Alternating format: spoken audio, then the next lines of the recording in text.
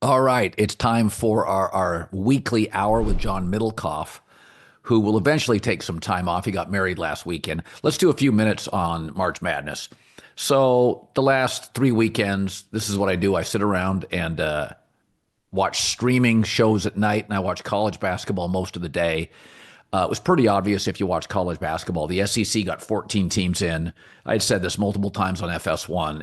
It just looked different. I mean, the Big Ten didn't even look like the SEC. SEC is deeper, more athletic, better offensive teams, better scoring options.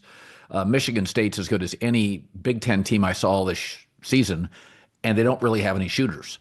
They rebound, they defend, they have a great coach in Tom Izzo, but they'll struggle to score, against good teams. I think the SEC is going to fly through this. I have Auburn winning the national championship, battle hardened. I think all these SEC teams are going to do pretty well in the tournament. Florida, Auburn are exceptional because they've played each other. I mean, Florida wasn't great at the beginning of the year. They've been on fire. Now, a lot of times the hottest team, it doesn't really translate. But I watched Auburn play 2 or 3 times deep, multiple guys that could give you 12, 15 points, good coach, good size, aggressive. Houston is a very good basketball team, but I'll take a couple of SEC teams and Duke. I'll take Florida, Auburn, and probably Duke. Cooper Flag will be healthy by the time the tournament rolls around. The difference is when you watch college football, last year, Ohio State, year before Michigan, year before that, Georgia, you get the Joe Burrow LSU team. You can see the NFL. You can see all these players, these 12 guys that are going to go to the NFL. Last year's UConn team, which went 37-3, I picked them to win. That's the easiest pick I've ever made. That team looked a little bit like an NBA team. Big size, great versatility, huge physicality, didn't make a ton of mistakes. A guy that could coach in the NBA, Coach Hurley. That was a really good college basketball team, the best one I've seen in years. They even against Purdue in the national championship, not really that competitive. It's different. This team, you're going to see a lot of close games. I mean, I watched Houston play Arizona. A lot of people are picking them to win the national championship. Imminently beatable, great defensive team. But I think if you watch college basketball, because it's such a young sport and the really talented guys are one and done, so even the guys that are really special, many of them aren't developed offensively. But when you watch college basketball, it doesn't look like the NBA. The offenses often just dump it down to the big guys. Purdue and Zach Edey, just here's our big, dump it down, and it's going to dominate. So I'm going to go with the most athletic teams I saw. I'm going to go with the teams that played in the hardest conference easily. No conference has ever had 14 teams in it. I'm not going to, these people that are upset that North Carolina's got a play-in game because they had a terrible record, 1-12 against quad one teams. They had some good out-of-conference wins before the season started. Not worth the argument. That used to be fun 10, 15 years ago, arguing for that team to get in. But, if they win one game, that's probably the ceiling. And the team, I think we all kind of know the teams that have a chance to win. And I also think when teams are close, I like experienced coaches. I like Rick Pitino. I don't think Michigan State can win 4 games, but I like Izzo or coaches that have been in this spot before. That's an advantage. A lot of this stuff is going to end up being like 72-70 and take the better coaches because I don't think there's a lot of teams. Again, Cooper Flag, if healthy, will be the best team in the tournament, and maybe he's just good enough, to just take them to 6 wins. But I don't have any strong conviction on it. Last year I took UConn and I thought that was, I watched UConn and Gonzaga and Duke a lot. Those are my teams. It was pretty obvious. They were just bigger and more physical and push teams around. And that was an easy one. I'll go Auburn, but I have really no conviction. I think SEC teams will play very well in the tournament. Okay, we bring on John Middlekauff, 3 and Out podcast, former NFL scout, newly married. I just gave my pick, Auburn, the first time in school history. They're a #1 seed. I was saying, when you watch college football at the highest levels, you can see the NFL. You could see Ohio State's players. You're like, oh, those guys are going to be great NFL players. College basketball, it's really difficult. The best players do one and done. Do you watch a ton of college hoops? No, not really. I used to a lot growing up, but I would say over the 8 to 10 years, let's face it, the product's been diminished. I dive in come Thursday, Friday, but Rutgers has 2 guys that are probably going to go in the top 5 and didn't sniff the tournament. How's that? This basketball, this isn't football. I mean, the two guys on the court at all times, and I checked their stats the other day. They both were good this year. It's stuff like that like, I grew up, Allen Iverson, Shaq, all those, the top guys Oh played yeah. college basketball, and it was awesome. You're a Tark guy. I'm a Fresno State guy. When Tark went to Fresno State with Chris Herron, I loved college basketball as a kid, but it's not really the same. Though the NIL era, little bounce back with Cooper Flag and some of the guys recently. Yes. Yeah, I think it's hard to tell a 20-year-old what college basketball was like 20 years ago. It's the only sport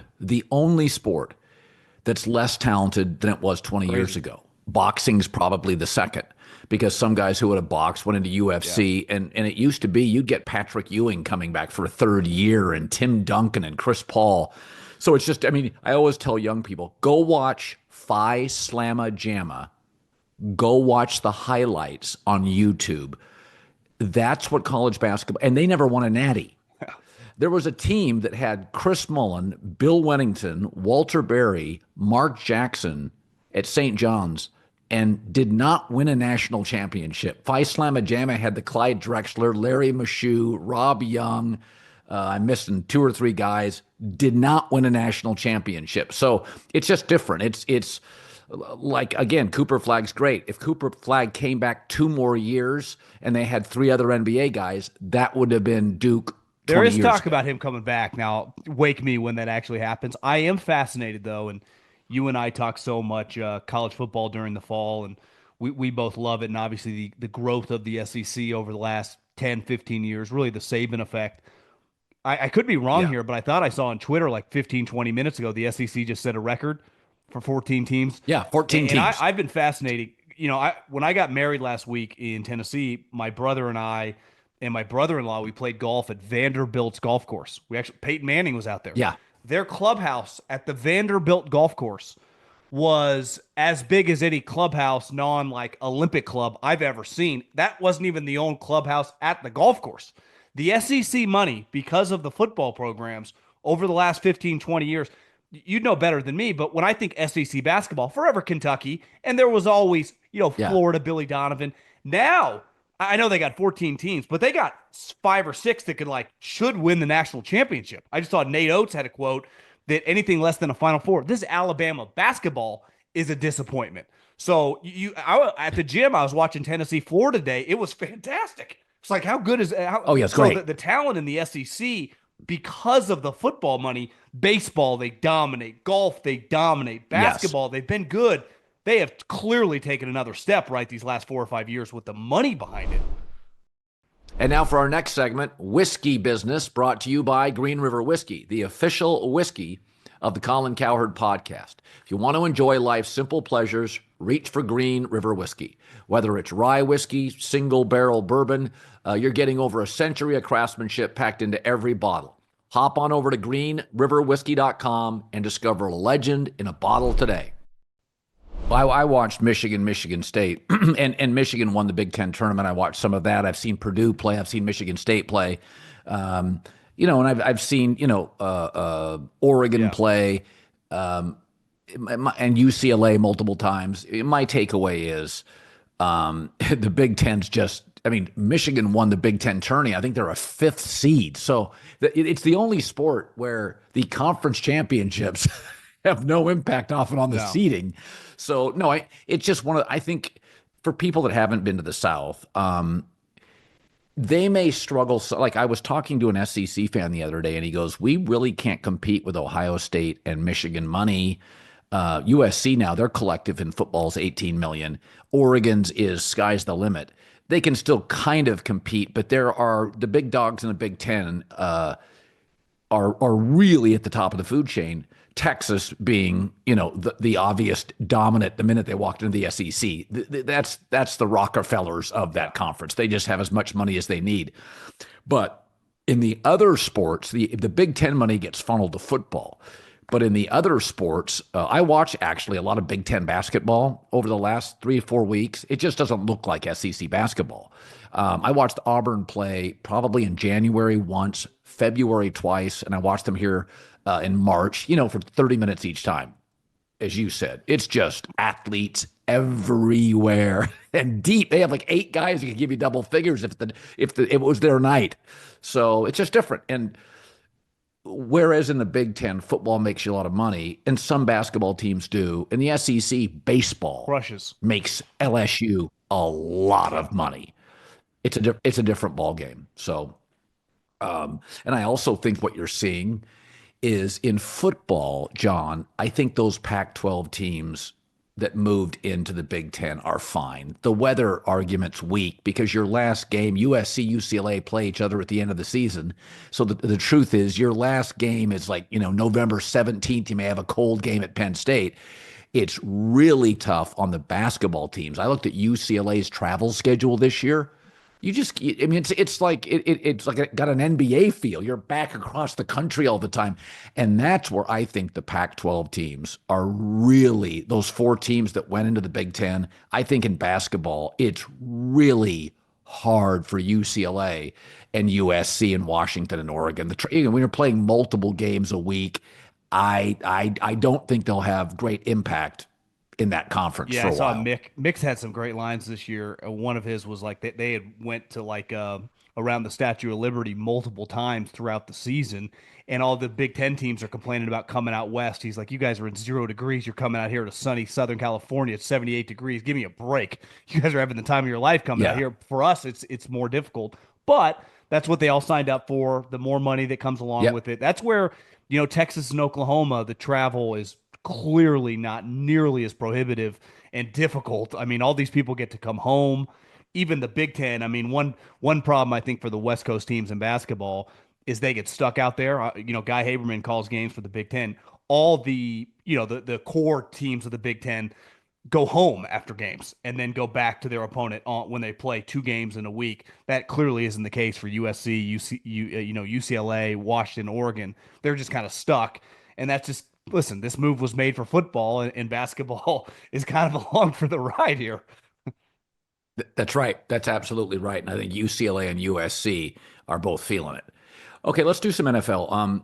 I had said this last year. I thought the Niners were going to start regressing. I thought they should have started the rebuild last year. They did it this year. They let Debo and Hufanga and Greenlaw, Shavarius Ward go.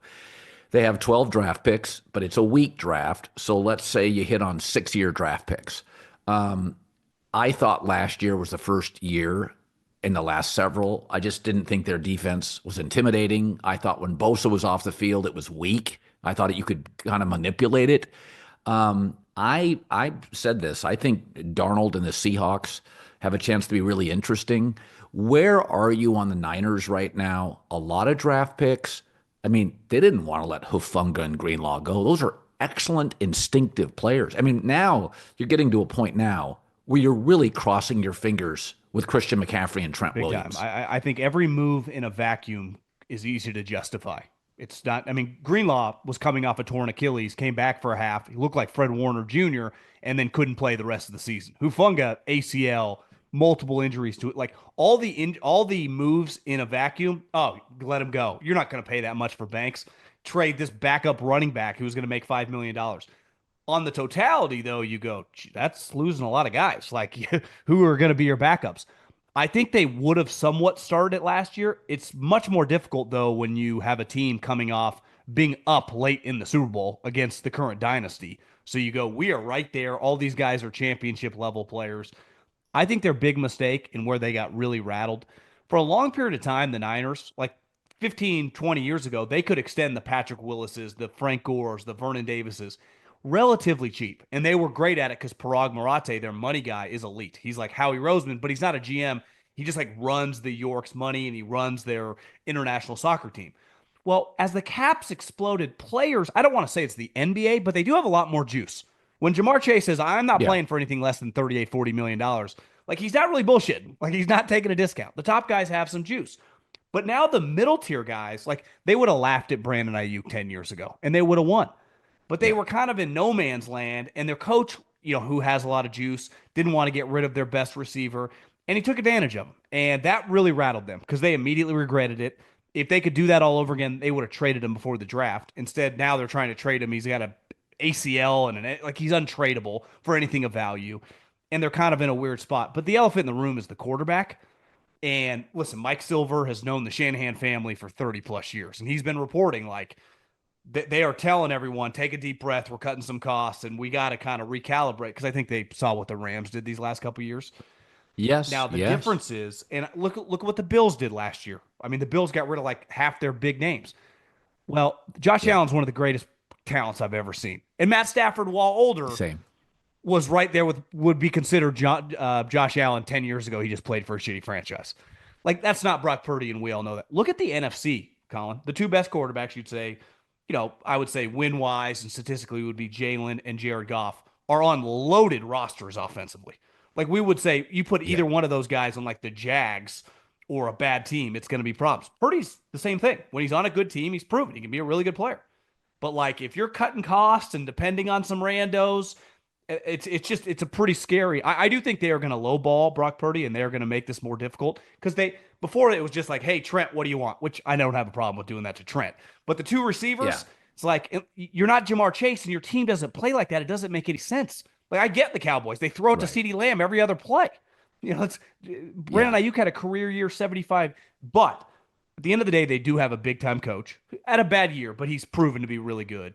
And still a culture. They get yeah. Robert Saleh back. I wouldn't count him out yet, but it's going to be a lot of new names, Colin, and they're going to be very dependent on these high. Like they have the 11th pick. Like you need a Micah Parsons. You need a look at the Well, Eagles and the Cowboy when the Cowboys got Micah or the Eagles got Devontae Smith. You're going to have to nail this. sorry to interrupt this great video, but please remember to like and subscribe. Thank you. Now back to the video. Well, and also, there are certain positions in football, um, running back, I think wide receiver, some say cornerback, where you can come in and make an impact pretty quickly. It's very instinctive. But where the Niners are drafting offensive line, maybe another tight end, a play calling linebacker, a crucial safety in their defense. Those are hard positions to go college and pro. I mean, if you look at very few tight ends come into this league. Brock Bowers is a total Exactly. outlier.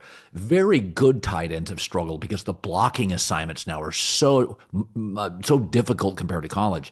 So the Niners are asking players from college in the 12 draft picks to come into positions, replace excellent, instinctive, smart veteran players. Forget just making tackles. I mean, Greenlaw is, I mean, he and Warner are anchors and communicators. And I think those kind of positions to replace, I have no problem. It'd be one thing if they were replacing, one corner, one running back. You get to the offensive line in Kyle Shanahan's system, you're lost until Thanksgiving. That's a tough Oh, for sure. rebuild. Same with wide receivers. I mean, same with listen, even if they draft a defensive lineman with the 11th pick, Khalil Mack, who's one of the better players of his generation, I think had 4.5 sacks his rookie year. Jared Verse Yeah. last year, who came on toward the end, wasn't a dominant force all season long. Hey, I covered Warren Sapp in Tampa. It wasn't until the end of his first year that he made an impact. Year two, he was fantastic. But this league, there are guys that can make impacts. But I don't see the Their schedule Niners sucks. Their again. schedule's bad. They have a last place schedule, and they get to draft really high in every round. I think one of the divisions they play is the AFC South. I mean, I would say even before this mass exodus, I still think 10 wins is very, very, look at what the Rams have done these last couple of years. I think sometimes when you are, as they say in most, world industries, onboarding players, I think McVay uses that too. It takes a little time and then you kind of catch fire. I mean, I think what were they 1-4 last year and 2-3-6 the year before. Now, you don't want to make a living. You do that 10 times. A lot of times you're going to end up with 7 or 8 wins. But you start a little slow and then you peak. One thing is very, very key for the 49ers. I'd say two guys. Trent Williams got to be on the field. And if Christian McCaffrey is just healthy, which who knows? I mean, he had multiple Achilles, he Yeah, tore his knee, but he is a major, major wild card in the NFL. Going back to the Panther days, when he's on the field, he's one of the best players in the league. When he's off, especially with Kyle, he kind of derails their operation. yeah. So I thought the team, you can tell who has the power in most organizations? McVay runs the Rams. I think Shanahan until recently had power on the draft. Andy Reid doesn't want it No. necessarily. Belichick did. Sean Payton does in Denver. You can tell the moves when coaches are making.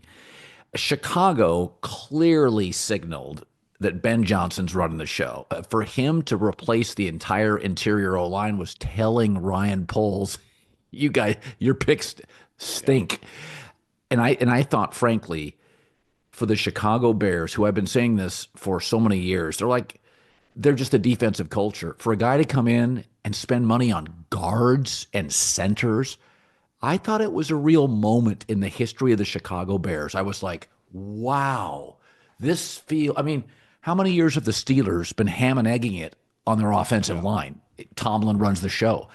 For the first time that I can remember, I really like the direction where the Bears are Well, going. I think sometimes when you get like the whiz kid, the great offensive coordinator, they just want to score points and they're thinking quarterback and wide receiver.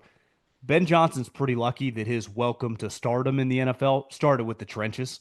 I mean, let's face it, the Lions really separated themselves with a dominant offensive line. So they go and trade for a guy. It's crazy. You and I talk about these young quarterbacks. By that second year, Thanksgiving, it's like you're on the clock. Like your career is in trouble. Yeah. It's like that now with free agency. The Rams signed Jonah Jackson last year, 3 years, $51 million. Less than a year later, it's like traded. I mean, these teams now, the money and the cash bonuses see like that. Not in a million years, I would say, up till what 7, 8 years ago would have ever happened. Because no owner, it's like he's a good player, and it's like, yeah, not a great fit. See you later. So they get a guy that they know. The Falcon Center is good, and you see Andy Reid's quotes on Tooney. He's like, he's one of the toughest guys I've ever. We don't want to trade this guy. We just there's money involved, and we can't afford to keep him. So they get a plug and Yeah, play Tooney's player. one of them.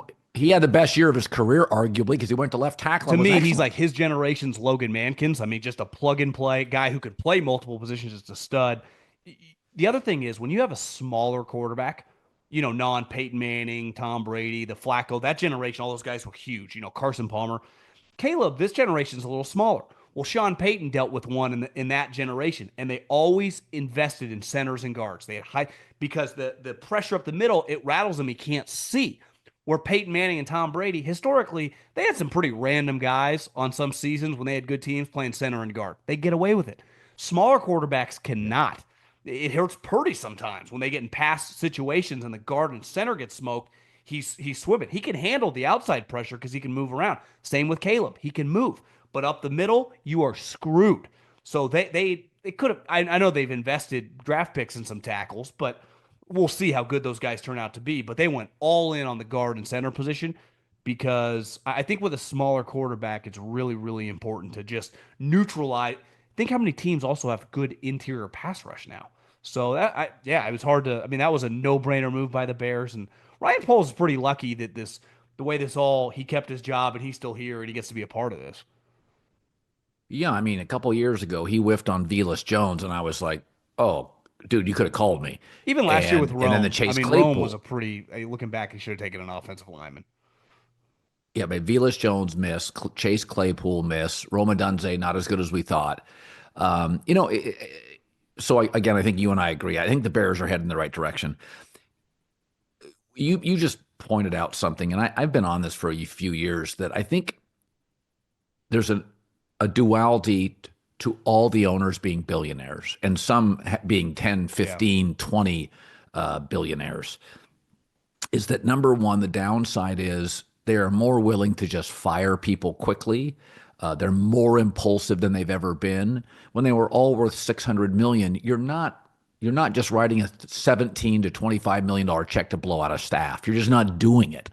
Now these guys will just blow out a $70 million staff. So who does that hurt? It hurts a young quarterback who has to have another staff.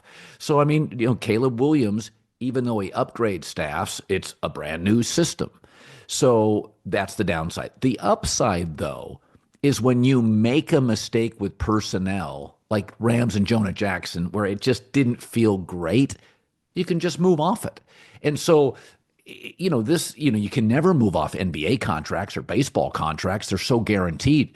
In the NFL now, if you make a mistake, guys just write checks and go, all right, I mean, for the Bears to get Drew Dahlman and Joe Tooney, Jesus, you have you may not be Philadelphia or Detroit, but that's a top three interior O line in the Well, let's league. even use, I mean, the craziest example currently is his Cousins example. Now, I know Arthur Blank is probably, I don't know where he ranks, but he's not near the bottom when it comes to wealth. They're like, well, you're not going to shove us around. We're going to pay you 10 million for next year. He's not going to be on the team next year, and we'll eat it until Right. we figure this out. But you are going to capitulate, and you're going to give us a trade eventually before the season starts. That never would happen. I thought it was like, no human alive is going to give him $10 million guaranteed for next year. Cousins going to win this. They will cut him. I thought he'd be cut, Wednesday, Thursday. It's like, no, they just picked it up and he's still there, and we'll just have a staring contest. It's that never would have happened without the influx of cash. I thought this when some of these deals are. I mean, Aaron Banks, the Niners left guard, got, I mean, so much money. Milton Williams, who is obviously a really talented player, has never played more Oh, than he got 50% of the snaps for the Eagles, got $26 million a year. no. Milton Williams got paid like Aaron Donald. That contract was, but again, they had 200 plus Yeah. $1 million. And I think Milton Williams for New England, like that contract is stupid. But again, it's not a great defensive tackle class, and maybe it's just not. And so it's a great running back class, pretty good tight end class. It is. There's some offensive tackles, none of them elite. But I saw somebody saying they didn't think it was a great defensive tackle class. I'm not watching defensive tackle tape. We don't have a Jalen Carter, obviously. But I think, like in New England's case, I'll give them a pass. I thought, to be honest with you, one of the strangest contracts to me was Cooper Kupp. John Snyder, the GM of Seattle, has almost never missed on receivers. Jesus, he's been fantastic with wide receivers. Cooper Kupp doesn't separate. I mean, Sean McVay moves off a receiver. I mean, they re-signed Tutu Atwell because he gets open. They went and paid for older Devontae Adams because if you go look at the analytics, he gets open. Cooper Kupp doesn't get open at all. And so the Milton Williams contract, I get because of Vrabel's trying to create, it's a bad defensive tackle class. He's trying to get big. I mean, a lot of linebackers, Milton a lot of Williams, tight ends. 26 years old. Yeah. But the Cooper Kupp deal, when you look at the Sam Darnold contract, which could end up being just a 1 year, $37 million deal, if you look at the way it's laid out, do you think Darnold is a 2 to 3 year play in Seattle? Because the Cooper Kupp move is like, damn, are you going all in on Sam? What Well, is I this? thought the moment Geno was traded, it was pretty clear, and John Schneider doubled down. We tried to give him an extension. He wasn't going to play ball because he thought we were lowballing him, and we are just not paying a guy $35 million, giving you an extension $100+ million. And you know what I'd say to John Schneider? That's the way to do it. That's good What? business. Well, you need a quarterback, and ultimately, like you said, Sam Darnold's not very expensive. No one is on his contract in the NFL. It doesn't really exist beside Baker last year, and Baker clearly is very underpaid. Now, I don't think Sam Darnold is as good as Baker Mayfield. I would take Baker Mayfield over Yeah. Sam Darnold, and obviously Sam benefited from playing with Justin Jefferson, who's probably a Hall of Famer, Jordan Addison's, who's a star. It was a great situation. This situation, once they get rid of DK, is not as impressive, and I don't blame them for trading DK. Like, the Steelers are going to give him 100. We can dive into that, $150 million. But listen, coordinators matter with some of these. If you're gonna buy a quarterback, Yes. especially $55 million guaranteed, Brock Purdy's gonna get 150 plus. So it's a tiny little number. And Clint Kubiak was with him in San Francisco with Kyle Shanahan and Brock Purdy, so Yes. they know Yes. him really well and they feel comfortable with it. I think the one thing all the Shanahan guys will tell you is, and you can't play like this every single game, but in theory, they go into the game, they want to run the ball, and they only want to throw the ball 25 to 30 times. And of those 25 to 30 times, only ideally 8 to 10 are going to ask you to really be crazy good. A lot of these are going to be scripted in and out of your hand. It's a pretty easy scheme. It's why so many guys, the Cousins, the Matt Schaubs, the less talented, we saw him last year in obviously he had more weapons, but listen, the last two games were really bad. He played really well last season. It's my big issue with going Yeah. all in on JJ McCarthy, and we'll see, the Aaron Rodgers thing is still out there. JJ McCarthy never threw more than 22 touchdowns in college. He did not play like the way Kevin O'Connell and that offense wants to play. And I saw it with Trey That's Lance when right. the Niners got you're a young player. Usually you go to shitty teams. It's like, oh, just you get to win 5 or 6 games your first year, no big deal. It's like if Shador Sanders gets drafted to the New York Giants or Cam Ward to the Titans. The win-loss record isn't as important as how it looks. That is not going to be the case with JJ McCarthy, right? If you don't win 11, 12 games, it's going to be a disaster. So replacing Sam Darnold is not really easy, where I think that listen, Gino's a solid player, but I do think he's being talked about a little differently than he actually is, especially once you start talking 45, $50 million. Like, I'd be out of the business too. Yeah, no, I mean, listen, Gino's 34, Sam's Yeah. 27. So there is something to be said that Seattle's O-line is not a top 10 O-line, and Sam moves well. And as they draft the O-line, as it improves by Thanksgiving, Sam can move the chains with his feet. And I think that's some of it. They kind of look at it as Sam, if we're going to get a quarterback with this O-line, Gino and Aaron Rodgers, they just don't move as well. Cousins doesn't move as well. Sam can buy us time as we develop our O-line from this But draft. look at the other thing too, the last 2 years. Who like Sam Darnold, Kyle Shanahan, and Kevin O'Connell?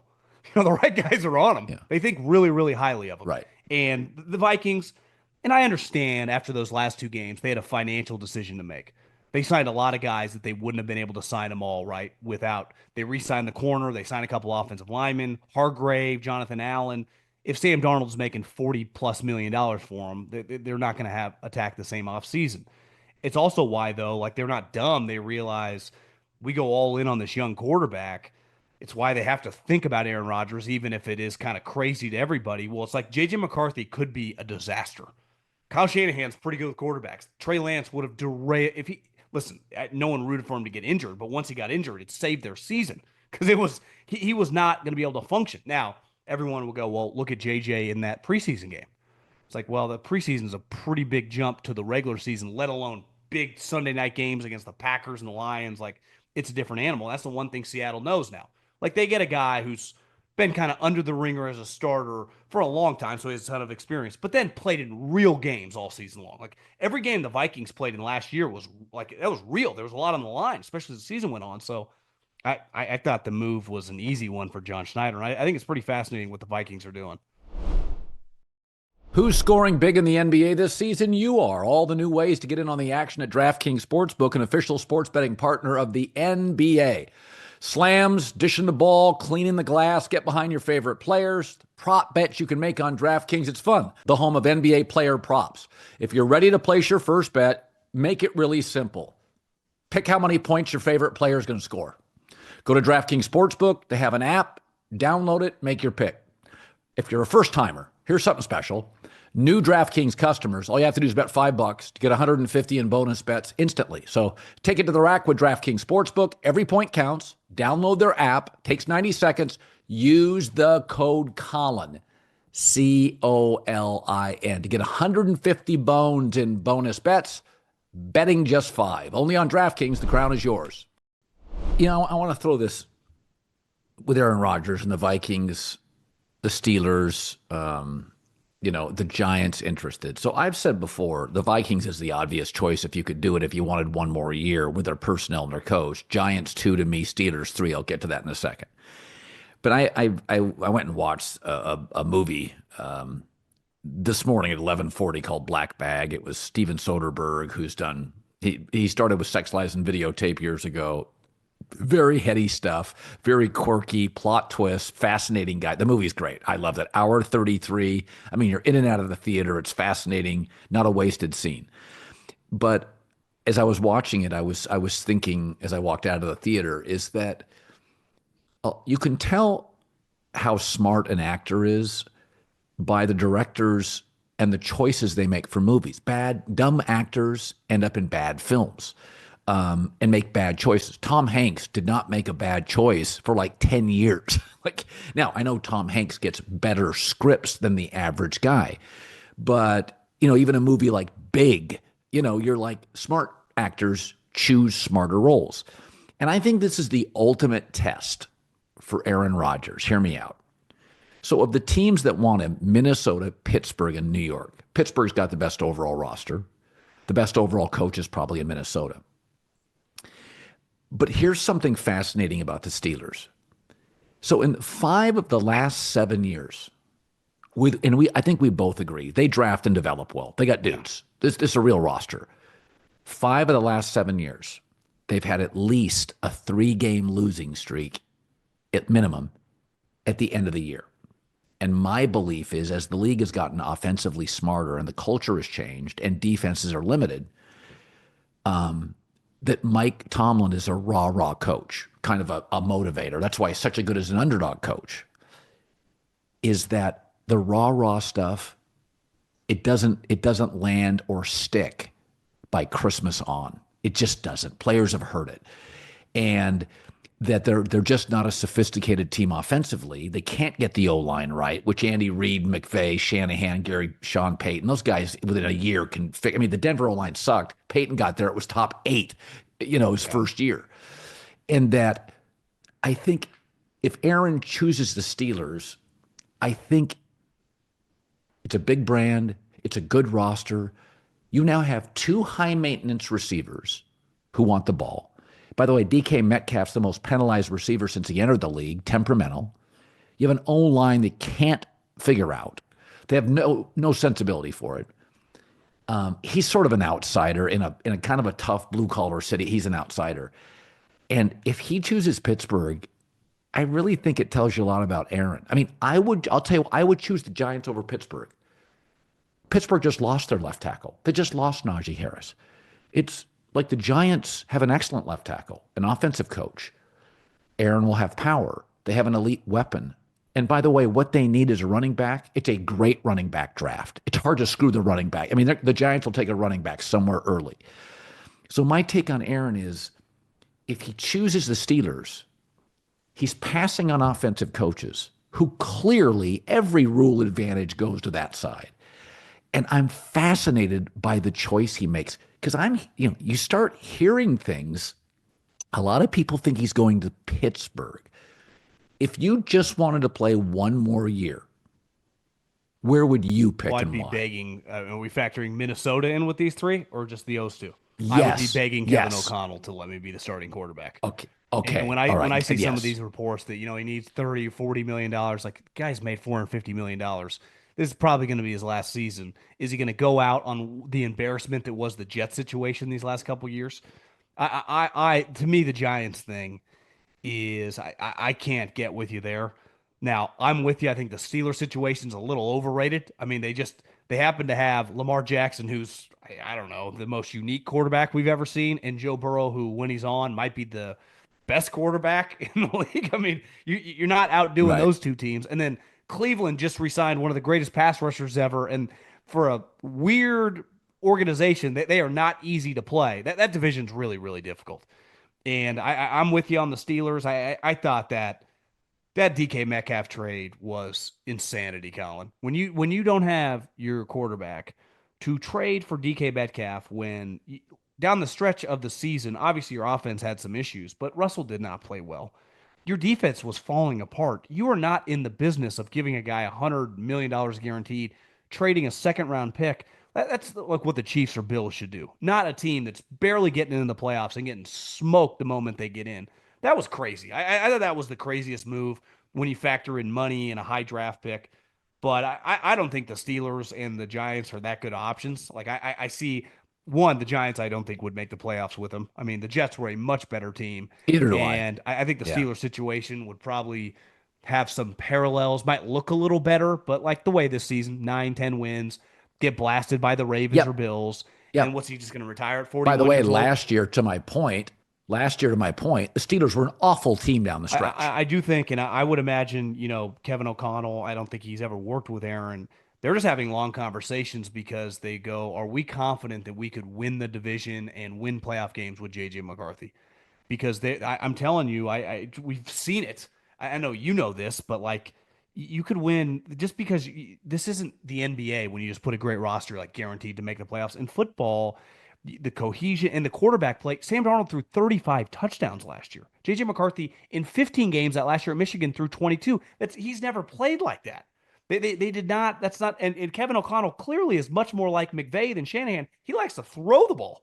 I mean, that's his he wants to call 35, 40 passes a game. Even when Sam Darnold was getting smoked in the playoff games, like, Kevin, run the ball. He just Yes. kept calling pass plays. So I'd be begging Kevin O'Connell. I think that roster, I would disagree with you on the Steelers. I think the Vikings have a better roster today. Now the draft, we'll see what happens. You do. I mean, I thought they had an excellent free agency, sign a couple offensive linemen, plug and play a guard and a center, a couple defensive linemen. I mean, their defense overachieved because Flores is such an elite coordinator. Now, they bring in Yes. a couple more defensive linemen. I would imagine they draft defense. Their offense is stacked skill wise. So, it'd be a little weird, right? If Aaron's career literally paralleled the guy that always drove him nuts, Favre, of going to the Jets, then the Vikings, and the Vikings. Yeah. But that division, I think the one thing right now on paper, wouldn't you say the NFC North is the best division in all of football, with the Bears looking vastly improved? Well, I think it's the best division in terms of personnel. I think the AFC West is the best division in terms of coaching with Peyton, Pete, Yeah, agreed. Andy, and Harbaugh. So those are the two best divisions, and I don't think it's a coincidence. Well, I just the South is such a huge college football region that both the NFC and the AFC South aren't very good. I've always surmised that college football is so big in that part of the country that you don't face the same level of pressure that you do on northern teams like New England, Boston media, Philly media, Baltimore media. I mean, like cold weather, Pittsburgh. They don't care about college football. They live for the NFL.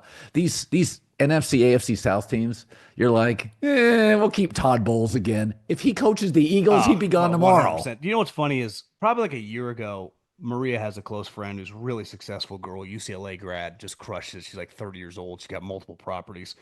And she was telling me this. She had this acronym. I forget exactly what it was, but it basically described high maintenance friends. And the moment you become a high maintenance friend in her life, she's got too much going on. She's got a young baby. She's out on you.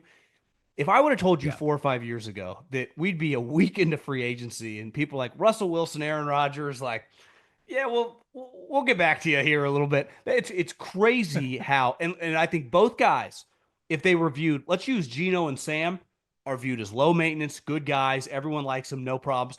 If both Yes. these guys were viewed as just normal humans, like a Drew Brees, or I know he's like super high care, but I'm just mean like normal guys. I think they both would have been signed. They would have had a bidding war for these guys because statistically they're still solid. They're clearly not as good as they once were, but it's like the first question, and I've been in these meetings, not necessarily with these individual players, but players like this, like, do we want to deal with this? Like, do we want, and their Yes. stardom is now bigger than their talent, that it's like, is this high maintenance Look, worth the look at headache enough?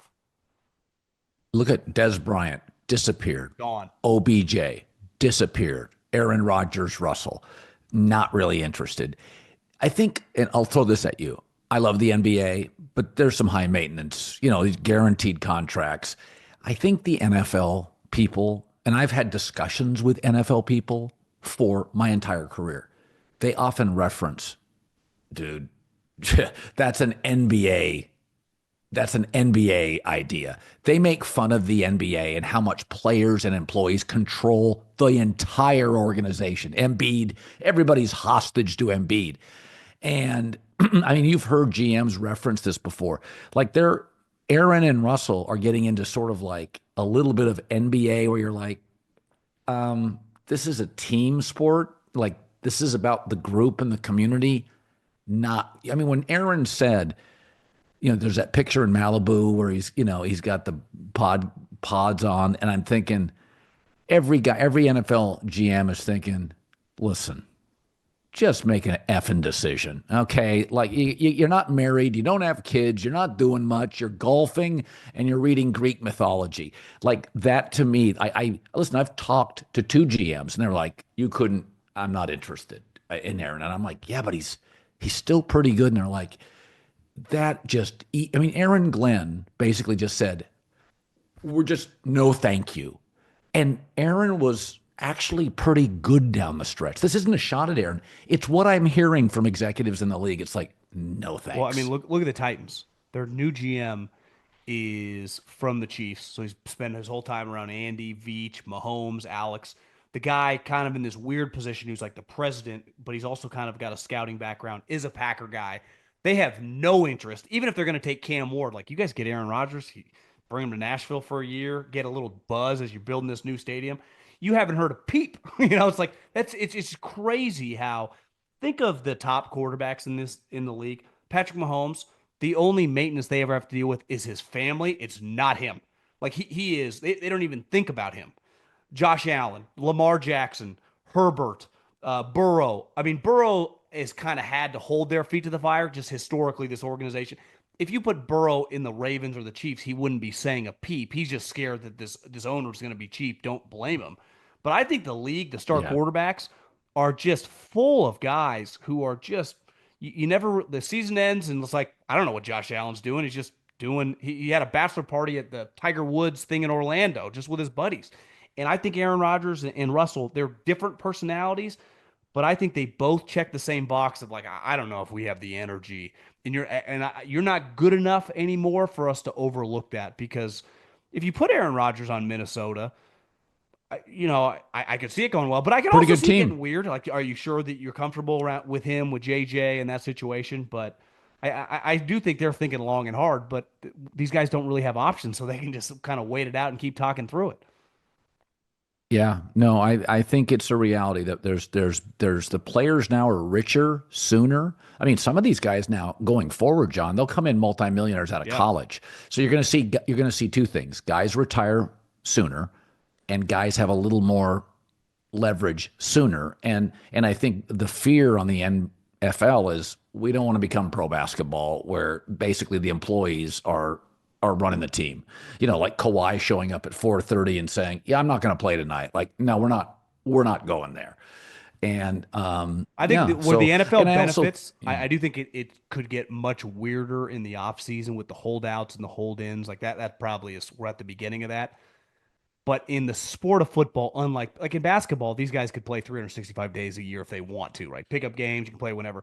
In football, the only time you can actually play a game is in the confines of the 17 weeks. And that's the fun part. What did Ray Lewis say? You pay me Monday through Saturday, Sundays are for free. The games are really the fun part for the players. And that's the problem with the NBA. You turn yeah. on the TV, you never know who's going to play. Even in the NFL, a guy making 40, $50 million, he's still going to want to play in the games. Laramie Tunzel, a lot of articles are coming out like, he's kind of late to practice, doesn't always work hard. It's like, well, you don't know that if you just watch the TV because you're like, he's a good player. I'd want him on my team. So it's Yeah. the NFL, their weird stuff happens during the week when no one's paying attention. The games, it's like all the guys want to play. Yeah. Um, as I was watching a clip of Jim Harbaugh, and I had just had this discussion with Steve Keim about a week ago, 2 weeks ago. And I said, if I was ever a GM, because he always jokes, he said, "You're not a talk show host. You want to be a GM." And I'm like, I like my job, but I would love to be a GM. If I would have put 30 years into that instead of what I'm doing, who knows? You don't know. Um, but I told him, I said, I would overdraft the offensive line. And Harbaugh said this, and this is what Steve and I said. Jim put it more smartly. He said, there's only one unit in a football field that doesn't rely on any other unit, yet every other unit relies on it. And he said it's offensive line. It makes your quarterback better, your running backs better. Your tight end doesn't have to block as vigorously. Your wide receivers have more time to get downfield. It keeps your defense off the field if you have a great offensive line. And it was one of those things where when you go back to drafting Joe Alt over a wide receiver, the Bears went wide receiver, and then this year had to spend a fortune on their offensive line. Instead of the Bears probably should have gone O-line instead of going with Roma Dunze. But it is interesting that the more the NFL changes and becomes an offensive league, we pay so much attention to quarterbacks. But I made this pick the other day. I think the Chiefs are going to struggle, and I don't think they're going to win their division. I don't think in this draft class there's a starting left tackle good enough in their division to block Max Crosby or Khalil Mack or the kid number 15 Bonito. Oklahoma Bonito. And it's really interesting. I mean, right now, the 3 or 4 teams I like in the league all have great O-lines. All of them. Philadelphia, Detroit. I thought the Rams finally got their act together, offensive line. I think Buffalo's last year was better than people thought. I thought Denver's was better than people thought. I think Kansas City, I think we've just baked it in. John, they're not going 10-1 in close games next year. Yeah, I would agree there, but their offensive line was putrid this year on the edges, and they were able to. I mean, they were basically a 16-1 team. They threw the last game of the season. Yeah. So when it comes to coaching, when it comes to the quarterback play, and most importantly, their defense is going to be good. So like part of the reason they were winning all these games because they could win 19-17. They weren't allowing many points. That is not going to change. Now, the Chargers and the Broncos. You and I have been saying this. Anyone with common sense has been saying this. The worst their teams were going to be was last season. They're both going to be better. Yeah. So if either Hufanga or Greenlaw play, that defense is going to be improved. And Denver's defense was awesome. When I saw DK Metcalf ask for a trade, a lot of people that cover the NFL were like, the Chargers. It's like, guys, do you think that Jim Harbaugh is going to trade a top, 50 pick and pay a third contract to this kind of out there wide receiver, though very talented, kind of the poor man's modern day Terrell Owens type? It's different, but I mean, I think physically they have some to DK Metcalf. Are you guys nuts? And what does he do? He goes signs Mekhi Becton, and he's got a huge. I see yesterday he's got a huge smile on his face. Like, have you guys not followed Jim Harbaugh's career since Stanford? They might draft a wide receiver this year in the 3rd round. I would expect tight end, D lineman, running back. Like it's Najee Harris. When I was living in the Bay Area, Najee was. His senior year was one of the biggest recruits in the country. I think he might have been the #1 recruit. Oh, he was. He was number one. He was committed to go to Alabama, but Jim was recruiting him very hard. And I saw a clip that Jim at an Antioch, I think he went to the homecoming game, he announced their king and queen. And so, like, that's who he's. Listen, I'm not the biggest Najee star running back 1st round guy, but he is a solid, runs downhill, physical guy. Like, that's how Jim wants to play. Jim wants to play a lot like this version of the Chiefs. And clearly Denver, I think Sean would like to be a little more explosive down the field. But like that division is going to be really physical. And same thing with I mean, we know how Pete Carroll, why did he butt heads with Russell Wilson? Russell wanted to throw it 50 times a game. Pete wanted to throw it about 20 and play D and run the ball. So I think this defense is going to, or this division is going to look a lot like each other. Now, you know, if Rashee Rice is healthy, Xavier Worthy came on. I do think the Chiefs' offense could get more explosive. And I would also guess that they draft a running back. I think all these teams in this division could draft running backs.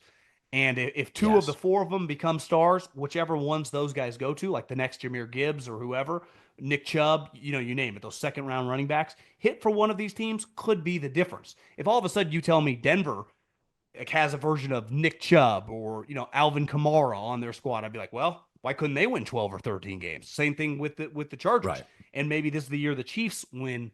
2 years ago when they won the Super Bowl, I think they won 11 games. So the difference between 11 and 15 is like a couple missed field goals and a couple fumbles go your way. Yeah.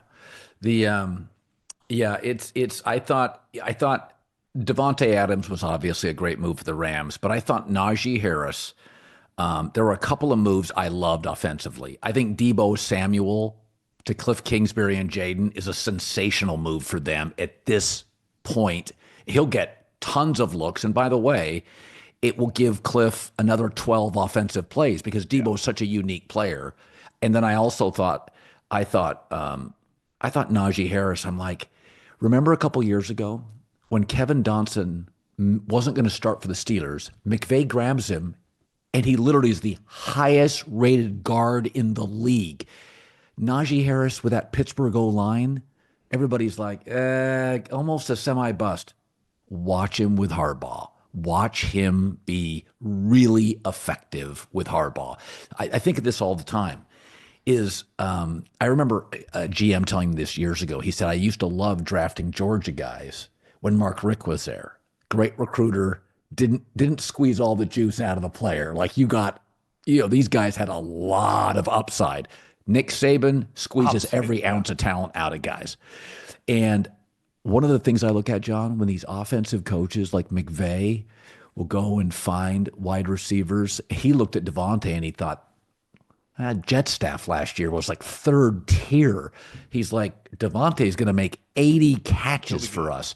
So I thought, yeah, I mean, so I do think when you see these offensive coaches, they find some of these defensive cultures and they find players and go, get me Well, and I that. think you look at the Eagles last year, Mekhi Becton. This year, they trade for that former first round pick from the Texans because now, Boom, listen, you're not going to hit boom. on them all, but the power of having good coordinators, and now so many of the offensive ones are also the head coach, but you see it a lot when the star offensive line coach or the star defensive line coach, it's like buying a cheap stock and the guy a year later turns into a $12 million player you can't afford, but you bought low, like you profited from it. And I think the best teams always have that ability. I also think the Washington Commanders with Debo and with Tunzel not as much because he would get paid no matter what. You got Debo, he's in a contract year. It's like Debo, if you ever want to make even a 2 year, That's right. $40 million contract again, you got to slim down and give us all you got. And I think sometimes getting those guys motivated is a really big deal for these. It used to be a guy going into their third contract, probably be like 34 years old. These guys are a little younger now. They're 29, 30 years old sometimes on their third, DK Metcalf. They're not as Yeah. old as, in previous generations. So sometimes these teams now with their cap space, these free agent classes, after like the first 10 names, most of them, like the average fan's like, who's that guy? You can take advantage of it with trades, overpriced guys on other teams. And Adam Peters really did that with Tunzel and Debo Samuel. Ton of cap space, but I'm not going to buy all these players and pay premiums on guys that aren't quite worth it. Like the Packers. Listen, I understand Aaron Banks has been a starter for the 49ers, but to give him that much money to be your left guard felt a little Oh, desperate to me at guard, where it's just, we have seen some questionable guard contracts in recent memory. And I understand offensive lineman, more of a plug and play. It's a lot of money to pay a guy. You might be able to find just a plug and play starter in like the third round. And the Packers historically have always been able to do it. yep. All right, John Middlekauff, former NFL scout. He is newly married. Now, have you guys done the honeymoon yet? We just came home. We had work to do, Colin, and we were in Nashville. We got there on Tuesday, and most of our people got there Wednesday. So it was basically like a honeymoon and a marriage or wedding, for 5 days. I don't quite have the drinking ability that in my younger days. And so but then we get home, and obviously free agency's kicking off. She's had changed to this luxury brokerage, so she's really busy. And I realize like you go on the honeymoon necessarily to go hang out and party, just to kind of come down and nice. But so no, I think we're gonna go to Costa Rica. Right before I think that last week you and I have been talking about the last couple of years. That last week of the preseason where the games are kind of over and there's nothing going on as college Yep. football. Her mom had won this trip, so we're going to Costa Rica. I think for like 6 days that last week of August, right before the NFL season. So we got a little time. That's a great place to go. I've had multiple friends go Never there. been. All of them absolutely loved it. John, as always, buddy, congrats on everything in your life and way to crush Thanks, today. Colin. See you, buddy.